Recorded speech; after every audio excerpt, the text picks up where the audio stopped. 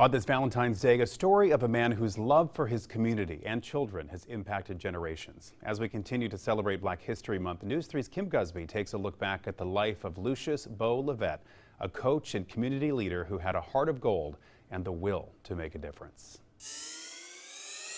There are leaders and there are legends. Lucius Bo Levett was both. Bo Levett was like a surrogate father. He was a big part of my upbringing. Cyrus Hunter and Reggie Tyndall played Little League sports for Levett. I met Bo when I was 8 years old, and he became a football, basketball, and baseball coach. And under Bo leadership, I have received over 100 trophies. They practiced on this very park in the Cloverdale community on Savannah's west side. On any given day, they say, there were upwards of 100 kids. It was their field of dreams, a place that led to bigger opportunities. Playing with Bo, good wasn't good enough. That wasn't good enough. You had to be the best. So, we took pride in what we did. They credit Levett with molding them into the men they are today. Hunter has spent the past 30 years following in his footsteps. Right now I'm coaching at Benedictine Military School. I had a nonprofit youth program. I've helped kids and stay out of trouble. I mean, he just inspired me to give back. Tyndall went from being one of the most decorated athletes in the city to a career at Gulfstream. The things that I learned from Bo, I used in my everyday life. I actually became the first African-American senior master craftsman ever at Gulfstream. To the kids in this community, like Hunter and Tyndall, Levett was larger than life. At 6'4", he was a force of nature. But that's not the only reason they looked up to him.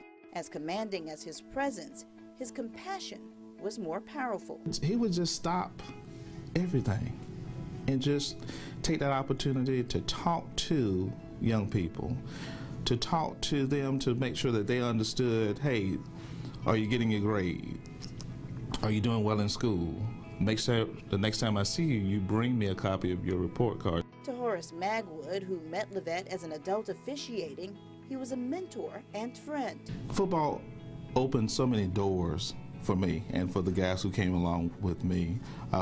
Because of the things that he taught us and the things that he instilled within us, we were able to call playoff games, we were able to call a championship game at the old Georgia Dome, we were able to meet legendary coaches.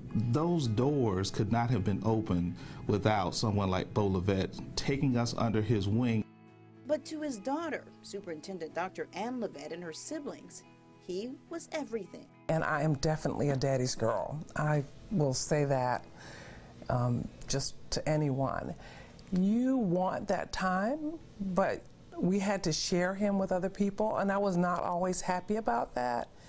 As I got older, I recognized that many of the kids, in a sense, needed him more than I did. He certainly, lived with us and taught us lessons, and some of the kids did not have that. Dr. Levett still marvels at her father's accomplishments. I remember the year he had like 19 teams. 19, I'm thinking, that's crazy. After a standout athletic career at Beach High School, Levett joined the Savannah Police Department in 1963 and founded an organization that would impact generations to come, the Policemen's Athletic League of Savannah, or PALS. In 1968, his basketball team won their first national championship in Newark, New Jersey.